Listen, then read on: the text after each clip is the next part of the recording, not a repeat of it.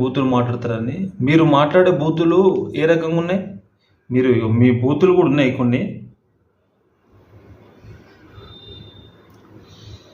ఎందుకంటే మనం ఇతరులకి చెప్తున్నామంటే మనం కూడా ఆచరించాలి, పాటించాలి.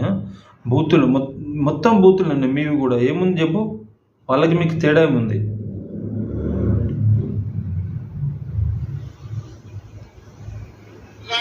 అలాగే ఎర్ర కాల్చి పిల్లల మీద వాతలు పెట్టావు. మీరు ఒకసారి చెప్పండి. నీ ముడ్డి మీద డ్రాయర్ కూడా ఉండదు. పీకడం మొదలు పెడితే బిడ్డ నడి బజార్లో ఉరి తీయాలన్నా 100 మీటర్ల కోర్టు తీసి పాచి పెట్టాలన్నా ఒక్కనొక్కని పండబెట్టి తొక్కి పేగులు తీసి మెడలేసుకొని ఊరేడుతాం బిడ్డ. లోపల నా కొడుకులు ఛానల్ ఉన్నాయి కదా అని అద్దెపలిగేస్తే చూసుకుంటూ ఊకుంటా అంటారు. పండబెట్టి తొక్కి పేగులు తీస్తే గాడిద కొడుకులు నొక్కనొక్కని. అట్లాంటి లప్పుడు నా కొడుకులకు నేను సమాధానం చెప్పను. తన అమ్మ మొగుని ఇంట్లోనే అన్ని తెచ్చి చూపించుకోమని చెప్పు. టీవీలో వేసుకో, నాకేం అభ్యంతరం లేదు. ఓ సన్నాసోడా, సోయలేనుడా, చవట, దద్దమ్మ, దిక్కుమాలోడా, దివాలయా, నెత్తి మీద కాలు పెట్టి తొక్కకపోతే గుండు కొట్టించుకుంటే నా కొడుకలారా రాండి. అట్లనే తెలంగాణ ప్రజలు అడవి పందులకి అయ్యో అరే సన్నాసుడా కార్యకర్తల వల్ల పట్టుకొని యాప చెట్టు కట్టేసి లాగుల తొండలు ఇచ్చి కొడతారని చెప్పి ఊర్ల పక్కన పండబెట్టి తొక్కుదు.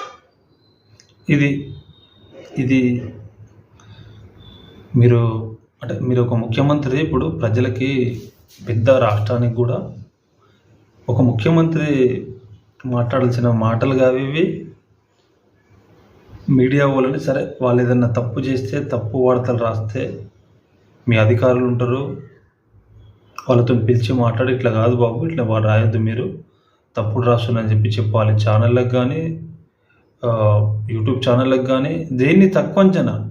మీరు మొదలు పేపర్ని కానీ, శాటిలైట్ ఛానల్ కానీ, యూట్యూబ్ ఛానల్ కానీ దేన్ని తక్కువ అంచనా వేయకండి.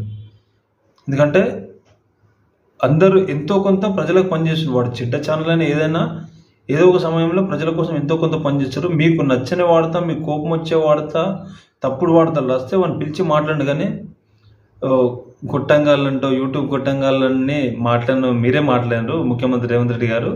కానీ అది ఏదైతే భాష మీరు మాట్లాడే విధానం ఉందో అది చాలా తప్పు. పేగులు మెడలేసుకొని అంతెందుకు, పేగులు తీసి మెడలేసుకొని